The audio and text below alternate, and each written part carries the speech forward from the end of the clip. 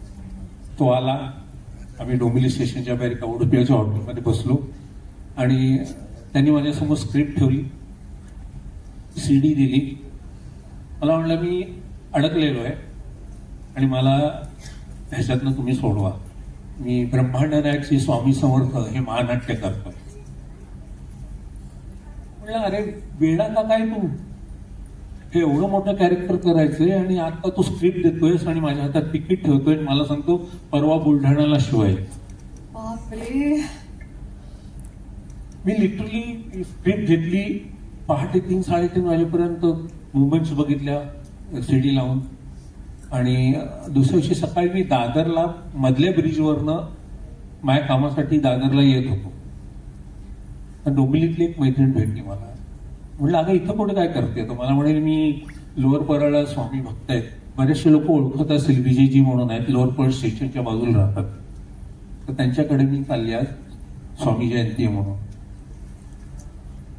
म्हणलं मी पण येतो. आता ह्याच्या पुढची मजा जरा तुम्ही ऐका. मी तिच्याबरोबर लोअर परळला गेलो. मी ज्यांच्या घरात गेलो ते अगदी छोटं घर, पण प्रचंड गर्दी, प्रचंड पॉझिटिव्ह एनर्जी त्या घरामध्ये होती. समोर स्वामींची मोठी तस्वीर, नमस्कार केला, डोळे मिटले. म्हणलं महाराज प्रचंड मोठं आव्हान मला दिलेलं आहे आणि ती पेलण्याची मला ताकद द्या, असं म्हणालो मी. आणि ज्यांच्या घरात गेलो होतो ते इथं खाली बसले होते असे. माझं लक्ष त्यांच्याकडे गेलं, ते असे वर माझ्याकडे बघत होते. काय सुबोधकडे चाललायस ना?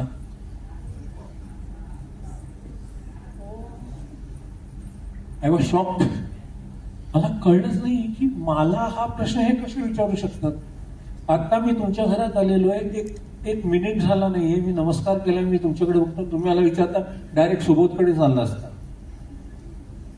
मी म्हटलं हो, पण माझी मानसिक तयारी नाहीये म्हटलं हे करायची. स्वामी ज्या पद्धतीने भक्तांशी बोलतात काय काय वेळात, तसं त्यांनी मला सांगितलं, अरे जा रे, तुला काय करायचंय, तू जाऊन उभा राहा, करणारे ते आहेत.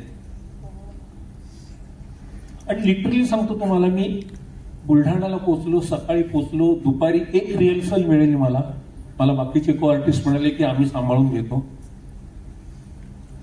आमच्या त्या महानाट्यामध्ये असं सीन आहे की वारुळ दुभंक स्वामी प्रकट होतात, त्याच्यानंतर माझा मी नव्हतो. काय चाललंय, काय करतोय, ऍब्सोल्युटली मला माहित. अक्षरशः ते घडून घेत होते माझ्याकडनं. आणि शो झाल्यानंतर माझे को आर्टिस्ट आणि माझा प्रोड्युसर त्यांनी तो लोणारच घेतली होती बॅकस्टेजला. माझे को आर्टिस्ट म्हणले, अरे तुझ्या चेहऱ्यावरचं तेज किती वेगळं दिसतंय, या क्षणी तू प्रत्यक्ष स्वामी समर्थ वाटतोय. आता मला सांगा, मी एक रिहर्सल कुठल्याही प्रकारचं माझ्यावरती म्हणजे काय म्हणतात ते, मला कुठे फ्री मुवमेंट नव्हती, सगळं बंदिस्त नाट्यप्रयोग होता तो. त्याच्यामध्ये स्वामींनी मला तारून नेलं. ही स्वामींचीच कृपा आहे. मगाशी कोणीतरी म्हणाले की स्वामी तुमच्याकडनं करून घेतं, लिटरली स्वामी तुमच्याकडनं करून घेतात. आणि त्यानंतर हळूहळू माझा प्रवास सुरू झाला. पण मी समर्थ सगळ्यात आधी एक सांगू इच्छिते की इतक्या वर्षांमध्ये इतके कार्यक्रम, इतक्यांदा स्टेजवर आले, पण स्वामी भक्त म्हणून बोलायची ही वेळ पहिलीच आहे. आणि हा योग आज माझ्या नशिबी यावा हे माझं भाग्य समजते मी. तुम्हा सगळ्यांचं बोलणं ऐकून भारावून गेले मी. आणि नंदूजींकडे जितकं काही काम केलं, जितकं काही गायलं, प्रत्येक वेळेला त्यांना भेटल्यावर लक्षात आलं की स्वामी भक्त कसा असावा, श्रद्धा किती पराकोटीची असावी आणि त्याचा आउटपुट काय असावा. आणि दुसऱ्या माझ्या सासूबाई कॅन्सरग्रस्त होत्या 10 वर्ष, परंतु कुठून बळ यायचं माहीत नाही. सकाळी उठून सगळा स्वयंपाक करून ज्या ध्यानस्थ व्हायच्या त्या, मला तेव्हा कळायचं नाही की काय मिळतं याच्यातनं. पण त्यांची जी फाईट होती त्याच्यातनं मला बरंच काही शिकायला मिळालं. आणि जिद्द त्यांची की नामस्मरण केल्याशिवाय झोपणारच नाही. आणि हे सगळं बघितल्यावर जेव्हा आपण ना आपल्या कामात ते अप्लाय करायला लागतो, तेव्हा त्याची हळूहळू जाणीव व्हायला लागते की ही काय जादू आहे. आणि स्वामींची गाणी गाताना, आता मी गायिका आहे, माझं माध्यम कनेक्ट व्हायचंय ते आहे संगीत. तर जेव्हा अशी कधी संधी यायची, नंदूजी इतके हळवे व्हायचे, म्हटलं असं हळवं होता आलं पाहिजे, अशी या एक्सटेंट पर्यंत जाता आलं पाहिजे. लोक काहीही म्हणत, पण ही जी प्युरिटी आहे, स्वामी मला द्या ही, असं नकळत हळूहळू माझं मलाच कळलं नाही की स्वामींनी बोट धरून हळूहळू कसं मला श्रद्धा शिकवली असं मी म्हणेन. मला ऍक्च्युली आता सगळे शब्द येत नाहीत, जे सुचताय ते बोलते. आणि हळूहळू त्याची प्रचिती यायला लागली. काही गोष्टी आपोआप उलगडायला लागल्या, ज्याला आपण साध्या भाषेत इंट्युशन म्हणतो. ते का यावं आपल्याला आणि तसंच का घडावं, याला काही लॉजिक आहे का? तेव्हा लक्षात आलं, आपला अभ्यास, आपली बुद्धी जिथे संपते तिथून स्वामी सुरू होता. वा वा वा. आणि आमचं क्षेत्र तर असं आहे, आम्ही रोज अनेक लोकांना भेटत असतो, वेगवेगळे माइंडसेट्स असतात. कोण काय मनात घेऊन आमच्या समोर सादर होतं आम्हाला कळत पण नाही. आणि जसजशी माझी करिअरची वाटचाल पुढे जायला लागली, यश एकीकडे येत आहे, ऑफर्स ज्याला म्हणतो, पण त्यावेळी आपल्याला हे करायचंय का नाही, याच्यात पुढे जायचंय की नाही, हे भान, हा सेल्फ कंट्रोल आणि याचं ध्यान येण्यासाठी मला स्वामींनी माझा हात धरला. आणि अनेकांना असे अनेक अनुभव आले असतील, जसं आता तुम्ही म्हणालात. मला अनुभव म्हणू का दिस वॉज डिस्टाइन्ड इन माय लाईफ, मला कळत नाही ते कसं नक्की काय आहे. पण एक मजा सांगते. जेव्हा जेव्हा मी कार्यक्रमाच्या निमित्ताने मुंबई सोडत असते ना, परत तेच होतं, शेवटी तुम्ही एकटे असता कार्यक्रमाला जेव्हा जाता तेव्हा. तुला अनुभव असेल. त्यावेळी सगळी जबाबदारी स्वतःची, आणि आपण जबाबदारी घेणारी मंडळी आहोत सगळ्यात महत्वाचं. तर माझ्याबरोबर माझा पूर्ण ग्रुप असतो, त्यांची जबाबदारी, नैतिक जबाबदारी माझी असते की सगळं नीट पार पडावं, सगळ्यांनी कार्यक्रम करून तसंच धडधाकट घरी यावं, कार्यक्रम छान व्हावा, ज्या ऑडियन्ससाठी मी तिथे उभी राहणार आहे, ज्या अपेक्षेने ऑडियन्स माझ्याकडे येत आहे, हे सगळं नीट पार पडावं, एवढीच स्वामीचरणी इच्छा असते. आणि जसे कार्यक्रम माझे व्हायला लागले, मला एक गोष्ट लक्षात आली, निघताना पटकन कुठेतरी पुढच्या गाडीवर स्वामी समर्थ ही पाठी दिसते. हे माझं ऑब्झर्वेशन आहे आणि रिअलायझेशन मोड म्हणतो ना. आणि मी चमकले की आहेत स्वामी, आणि हे इतकं भारी फिलिंग असतं की आहेत माझ्याबरोबर, स्वामी आहेत, आणि आता ही माझी जबाबदारी आहे की पुढचं कार्य मी नीट केलं पाहिजे. वा वा. घरी येताना पण तेच, म्हणजे रात्री 2-3ला पण मी घरी आलेले. आणि अशा वेळी पुणा एक्सप्रेस हायवे जरा भीतीदायक आहे, पण अशा वेळी सुद्धा घाटामध्ये माझ्या पुढे एखादी तरी गाडी अशी असते त्याच्यावर श्री स्वामी समर्थ लिहिलेलं असतं. वा वा.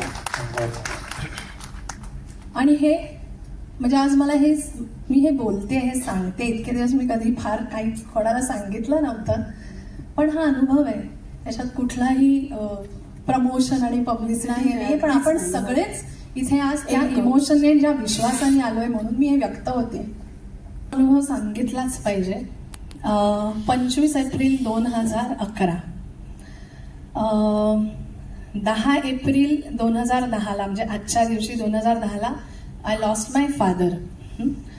आणि पुढच्या वर्षी 10 तारखेलाच त्यांचं श्राद्ध होतं.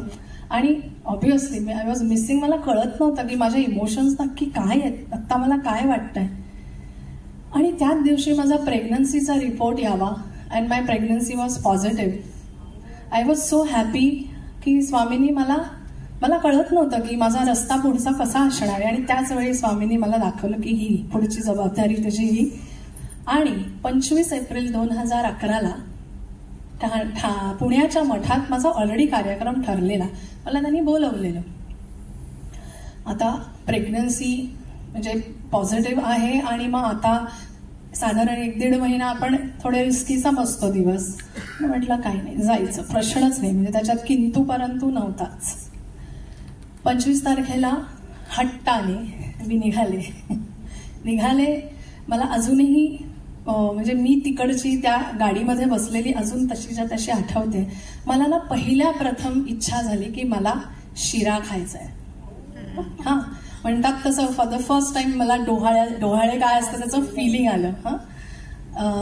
आणि त्यावेळी नेमकं काय झालेलं, माझी आजी आणि माझी आई दोघेही भावाकडे होते बँगलोरला, त्यामुळे लाड करणारं कोणीच नव्हतं. आणि मला ते जाम भरभरून यायला लागलं, मला रडायला लागलं. माझं फार विचित्र पोझिशन होती की मी काय करू, मी कुठेतरी मॉलला थांबून खाऊ का शिरा आधी.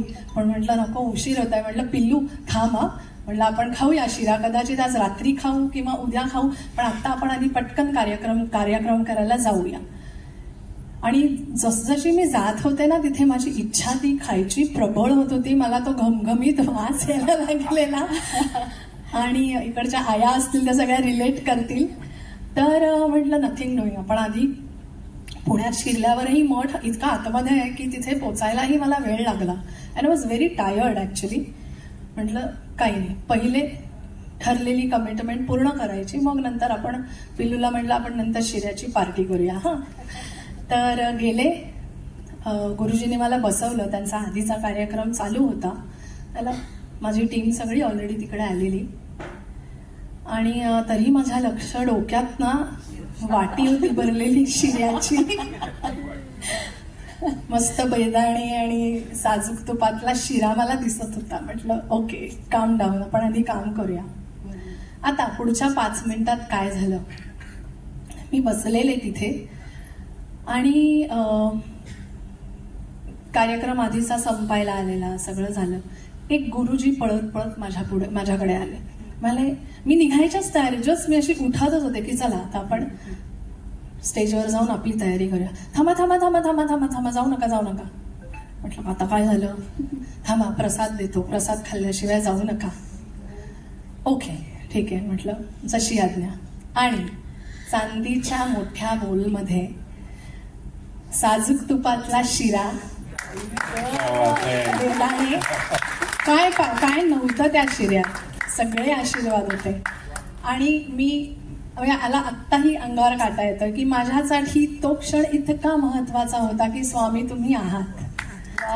हे मी कधीच विसरू शकणार नाही. आणि मी तृप्त होऊन तो शिरा खरंच म्हटलं आता स्वामींनी मला दिलाय, आता आपण खाऊया.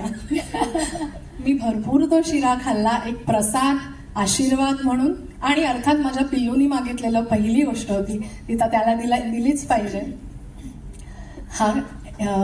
हा कधीच विसरू शकणार नाही ही गोष्ट. कमाल ती सादर करायला मी मगाशी म्हटलं तसं ही जेव्हा जाणीव होते की आपण ना एकटे असतो जेव्हा आपण काम करत असतो आणि आपली जी पुढची वाटचाल आहे त्यावेळी स्वामींनी आपल्याबरोबर असावं अशा अर्थाचं एक गाणं आहे. थोडंसं सुफी मला एक्सपेरिमेंट करायला खूप आवडतात, त्यामुळे हे गाणं थोडं संथ आणि थोडंसं सुफी टच वालं आहे गाणं. तर ट्रॅक मी जरा तिथे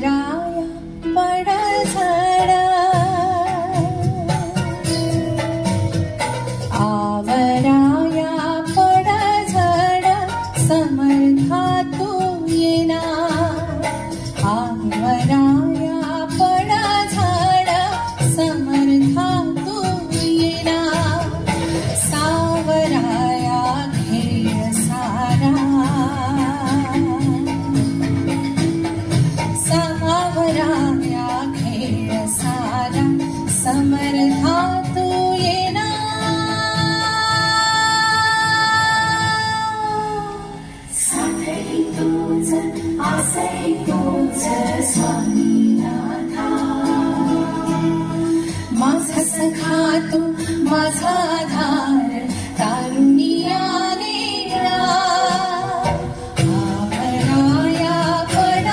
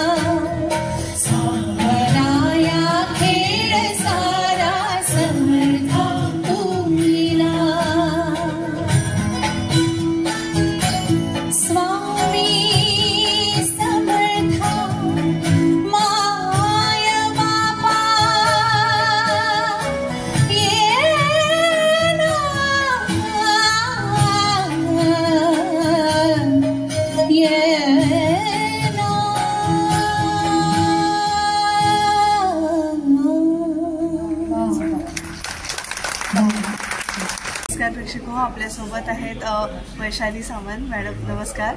आणि स्वामी दरबारमध्ये तुम्ही पार्श्वगायन केलेलं आहे, तर तो एक अनुभव कसा आहे? कारण तुम्ही स्वतः स्वामी भक्त आहात आणि खूप छान अनुभव तुम्ही इथेही सांगितले कार्यक्रमामध्ये.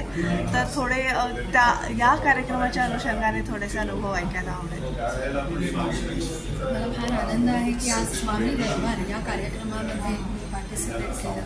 सर्व स्वामी भक्त एकत्र आलेले, त्यामुळे मनमुराद प्रत्येकजण बोलत होता. मलाही बोलायची संधी मिळाली आणि मी कंपोज केलेलं एक गाणं स्वामींवर रचिलेलं गाणं आहे. तर मला फार आनंद झाला की आजच्या स्वामी समर्थांच्या सर्व श्रोत्यांसमोर, त्यांच्या भक्तांसमोर आणि एक खूप छान अनुभव आहे. खूप मानसिक शांतता घेऊन मी इथून जाते. खूप एक छान विश्वासाची कोतडी घेऊन जाते आणि प्रत्येकाचा अनुभव आज जे काही मला ऐकायला मिळालं, बघायला मिळालं, त्यातनं विश्वास अजूनही दृढ झालेला आहे आणि अजूनही स्वामी भक्तीच्या वाटेवर अजून खूप चालायचं आहे, अजून खूप काही करायचं आहे. ती एक उमेद घेऊन मी इथून जाते. मला या कार्यक्रमात बोलवल्याबद्दल मी शतशः ऋणी आहे. प्रेक्षको, आपल्यासोबत साक्षात स्वामी समर्थ आहेत. नमस्कार. अभिनेते अशोक कुलकर्णी यांचं मनपूर्वक स्वागत आहे. आणि स्वामींची भूमिका तुम्ही अगदी घराघरात आणि प्रत्येकाच्या मनामनात स्वामी भक्तांच्या पोहोचवलीत आणि सगळ्यांनी तुम्हाला स्वामी म्हणूनच पोचपावती दिली तुमच्या कामाची. तो कसा अनुभव होता ते थोडंसं जाणून घ्यायचं.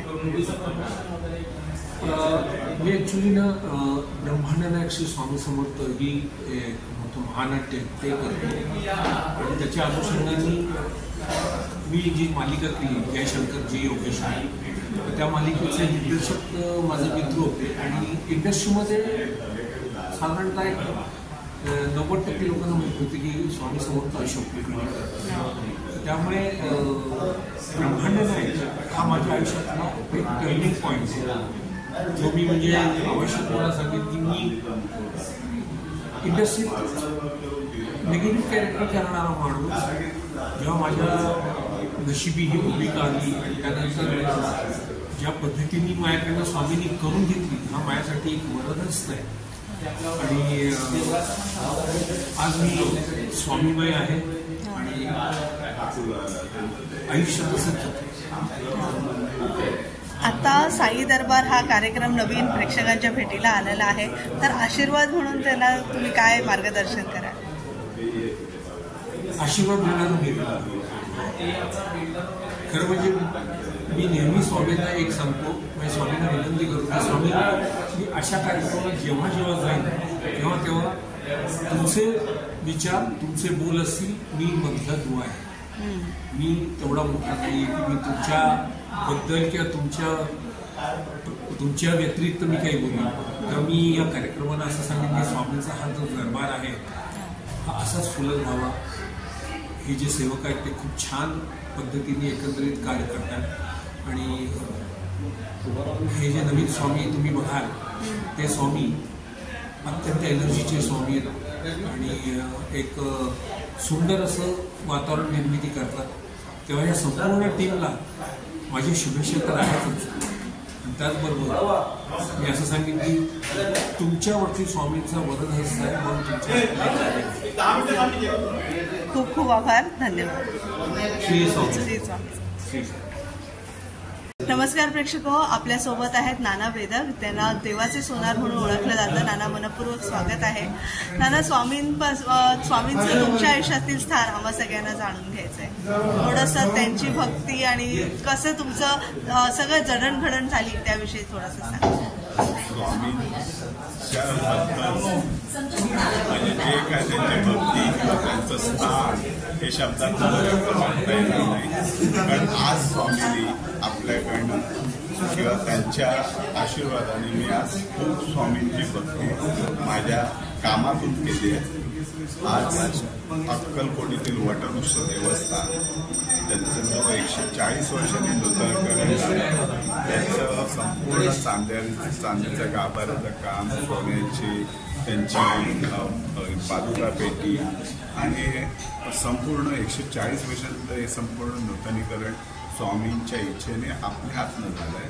आणि आज तिकडे स्वामी भक्तांची प्रचंड लाईन होता. म्हणजे दर्शनाला एवढी गर्दी जमत चालली आहे. तिकडचे सगळे म्हणतात महाराज त्यांचे जे वंशज आहेत तेवढे नाना म्हणजे स्वामींच्यासाठी बघायला आणि त्यांचं दर्शन झालं एवढं वाढलं. मला त्याचा फार अभिमान. पण स्वामी आपलं भरपूर करून घेतात. आपण मुंबईतले बहुतेक मठ सगळे स्वामींची भक्ती एवढी लोकांच्या मनामध्ये किंवा त्यांचं जे श्रद्धा किंवा त्याच्याबद्दल त्यांची जी प्रचिती जी काही येते त्यामुळे एवढे महत्त्वाने आज जागोजागी नवीन स्वामी निर्माण होत आहे. आणि ते निर्माण करतात त्यातलं पालन केलं आणि त्यांच्या सगळ्यांकडेच काही नसते पण स्वामींच्या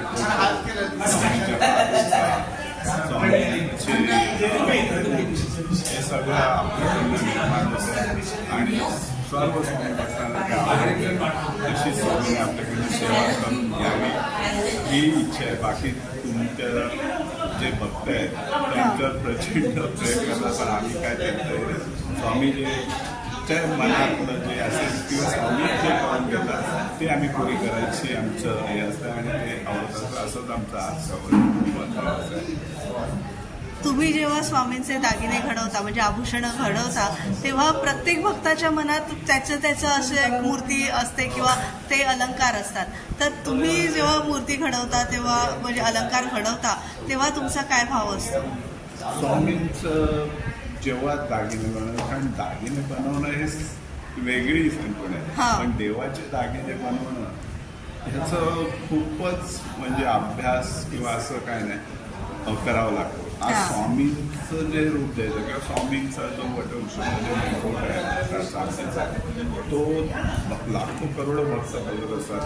जेव्हा त्यांच्यामध्ये जर स्वामी त्यांना दिसले किंवा काहीतरी आपण कुठचं रूप करून दिलं आणि ते आज तो देव स्वामी बघितल्या लोकांना साक्षात स्वामींचे करोडो लोक दर्शन घेतात आणि तो स्वामींनी आपल्याकडून करून घेतलं. आज तसेच स्वामींच्या पादुका त्याला पावित्र आणि हे असलं किंवा स्वामींच्या चांदीच्या फ्रेममधल्या स्वामींचं जे रूप आहे ते फुलवणं स्वामींचे मुकुट आणि स्वामीच्या दागिने तर जास्त घालत नाही फक्त हातावर आणि याच्यावर नाम असतं. हे असं जर सजवलं ना की आणि मुकुट मेन असतं. मुकुट असतं. मुकुट पण वेगवेगळ्या टाईप असतं. मुकुट धनगर टोपी असते अशी असते आणि ते सगळं घडवत असतो. पादुका आणि स्वामींचं जे रूप आहे ते घडवत असतो. मूर्त्या घडवत असतो आणि स्वामी भक्तांना ते खूप आपलेपणाने किंवा स्वामी भक्तांना खूप आवडतं की मग ते देव पण बघतात असं आपण दागिने स्वामींचे घडवतो. नाना तुम्ही सहभागी झालात तुमचे खूप खूप आभार. धन्यवाद. सेवा करून घेतलेले आणि घेणारे आपण सगळे होतो. आनंद काय बरं शब्दात वर्णन करावा. आनंद ही केवळ एक व्याख्या किंवा केवळ एक शब्द नाही. अंतःकरणाला असं काहीतरी स्पर्श करून जावं लागतं जे आपलं जीवाभावाचं आहे. तेव्हा हा आनंद आपल्या हृदयातनं निर्माण होत असतो. जगद्गुरु संतश्रेष्ठ तुकोबारायांना जेव्हा साक्षात्कार झाला होता तेव्हा ते सांगून गेले होते आनंदाचे डोई आनंद तरंग आनंदाची अंग आनंदाचे. हा आनंद अनुभव आहे. आणि काय आनंद आहे हो आज. स्वामींच्या प्रकट दिनी आपण सगळे स्वामी भक्त इथे जमलेलो होतो. एक छानशी आपण पुष्पहार जेव्हा जेव्हा बघतो तेव्हा खरं तर एक पुष्पहार आपल्याला दिसत असतो ज्याच्यामध्ये अनेक फुलं गुंफलेली असतात. 108 मण्यांची आपण जपमाळ ओढतो पण खरं तर ती एकच जपमाळ असते नाही का. आपण अनेक होत पण आपल्यातले एक अंतःकरणातले हृदयातले ते म्हणजे स्वामी आहेत. त्यामुळे मी नक्की सांगेन की भक्तिरूप ही स्वामी माला स्वामींच्याच चरणी आज आपण इथे वाहणार आहोत. हा दरबार फक्त कलाकारांचा नाहीये तर तो आपला आहे. आपला ही जी सर्वसमावेशकता आहे ती अत्यंत महत्वाची आहे. कोण होतो आपण. आपण ना लेकरू आहोत पाडस आहोत स्वामींचे. म्हणजे बघा की भूक लागता हंबरते पाडस गाईचे. भूक लागता हंबरते पाडस गाईचे, धावत येई माय कुठूनही काळीज आईचे. पाडस मी तू गाय माझी, पान्हा दे आई, स्वामी समर्थ माझे आई. आणि अंतिमतः आपल्याला काय प्राप्ती हवी, काय मिळवायचे? जन्म मृत्यूच्या फेऱ्यामध्ये जीव का अडकतो, सुखदुःखाच्या जाळ्यामध्ये गुरफटला जातो. पूर्वजन्मीच्या फेऱ्यांमधून मुक्ती दे आई, स्वामी समर्थ माझे आई, मजला ठाव द्यावा पायी. एक अगदी मनापासून सांगते की शुद्ध भक्तीतून साकारलेला असा हा स्वामी दरबार आहे, आपला स्वामी दरबार आहे. इथल्या कणाकणामध्ये स्वामींचा निवास आहे. हे कार्य व्हावं ही तो प्रत्यक्ष स्वामी समर्थांचीच इच्छा आहे, त्यांचाच आशीर्वाद आहे. इथे काय होणार आहे? इथे होणार आहे स्वामींचं नामस्मरण, त्यांच्या नामाचा जयघोष, नृत्य नाट्य गीत हे स्वामी वैभव आणि भक्त प्रचितीचे स्वामी अनुभव. स्वामी दर्शन उत्कट भेट, आदी माया रूपातून हृदयी थेट. तर असा हा जो स्वामी भक्तीचा प्रवास आहे तो आज आपण या इथे अनुभवणार आहोत. नमस्कार, दीप्ती भागवत मनपूर्वक स्वागत आहे आमच्या आचार्य 90 FM मध्ये. आणि स्वामी दरबार या कार्यक्रमात उत्कृष्ट निवेदन निरूपण खूप सुंदर सादर केलंय. तर एकंदरीत तयारी कशी केलीस आणि म्हणजे ह्या कार्यक्रमाची संकल्पना तुझ्याकडे जेव्हा आली तेव्हा हा कार्यक्रम करावासा म्हणजे कसं काय तुला वाटलं की स्वामींनी आज्ञा दिली? प्रश्न आणि या प्रश्नाची उत्तरं मला सुद्धा नेमकी सापडलेली नाही आहे त्याची उत्तरं. खरोखर म्हणजे हा जो भक्ती मार्गाचा प्रवास आहे तो कधी कुठे कसा का जोडला जाईल आपण काही सांगू शकतो. मला राणी सरांचा फोन आला होता की माझी खूप छान मैत्रीण उत्कृष्ट निवेदिका आहे समीरा. सध्या समीरा तिच्या काही कामांमध्ये व्यस्त असल्यामुळे तिने मला माझा नंबर पाठवला आणि ते ना पहिल्या फोनपासून मला हेच करायचं. तर मी असं म्हणायचं मनातल्या मनात की अरे अजून मी काही कन्फर्मेशन पण नाही दिलं तरी हा वेगळाच आत्मविश्वास म्हणजे काही अजून कशातच काही नाही. पण ते पहिल्या दिवसापासून म्हणायचे आणि त्याच्यानंतर त्यांचं आणि सध्या तुला माहितीच आहे की डबल लाईफ नाटक आहे, शूटिंगची गडबड आहे किंवा काही ठिकाणी प्रवास आहे. तर यामुळे आणि मला सांगते असं झालं होतं की माझा ना इचलकरंजीला एक कार्यक्रम ठरला होता आणि तेव्हा असं मनात आलं की चला आता आपल्याला वाढीला जाता दर्शन घेतात आणि तो काही कारणामुळे अगदी म्हणजे कॅन्सलच झाला. म्हणजे तो कार्यक्रम झाला पण मी काही जाऊ शकले नाही.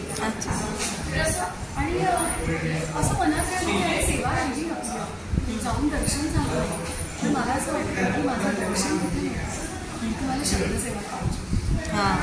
आणि जेव्हापासून मला राणीदादांनी सांगितलं की तुम्ही हा कार्यक्रम मी समज कुठेही बघितलं अगदी 100% अगदी स्वामी इथे स्वामी म्हणजे हे काहीतरी वेगळं होतं. आणि तेव्हा मी ठरवलं की कुठेतरी गुरुभक्ती जी आहे, महाराजांची भक्ती आहे, स्वामी भक्ती हिचं सांगणं आहे तुला जशी जमेल तशी. आणि मला जसं जमेल तसं चरित्र प्रचंड मोठं चरित्र या 2 तासांच्या अल्पावधीत मला असं वाटतं की माझ्या माझ्या मनातनं जे येते जे मला आतून सांगायचं वाटतं की आपण आणि मी निशंक होते, निर्भय होते, प्रचंड स्वामी बळ पाठीशी नृत्य आहे रे आणि अशक्य ही शक्य करून स्वामी. एक कार्यक्रम तर हा दरबार आणि या दरबारामध्ये महत्वाची भूमिका करण्याची त्याच परमेश्वराने मला संधी दिली त्याबद्दल मी अनन्य भावली. आणि तू पाहिलं जायचं नाट्य आहे, गाणी आहेत, छान संगीत दिलेली गीतं आहेत. तर असा एक आणि अर्थात म्हणजे ज्यांना ज्यांना प्रचिती आहे असे कला क्षेत्रात वेगवेगळ्या क्षेत्रातले दिग्गज जे सुद्धा मुलाखतीच्या स्वरूपात त्यांचे अनुभव सांगणार. छान पद्धतीचा कार्यक्रम आहे. आणि आता जास्तीत जास्त स्वामी भक्तांनी येऊन हा स्वामी दरबार बघावा, दरबारात उपस्थित राहावं अशी मनापासून इच्छा आहे. आणि तुम्ही या आणि एक अलौकिक आनंद घेऊन स्वामींचं नामस्मरण करत करत तुम्ही तुमच्या घरी परत जावा. अगदी नक्की करा. खूप खूप शुभेच्छा तुला आणि सगळा प्रवास तुझा उत्तर चांगला होऊ दे आणि आम्हाला खूप छान संकल्पना तुझ्याकडून ऐकायला मिळू दे. हीच ईश्वरचरणी प्रार्थना. धन्यवाद. खूप खूप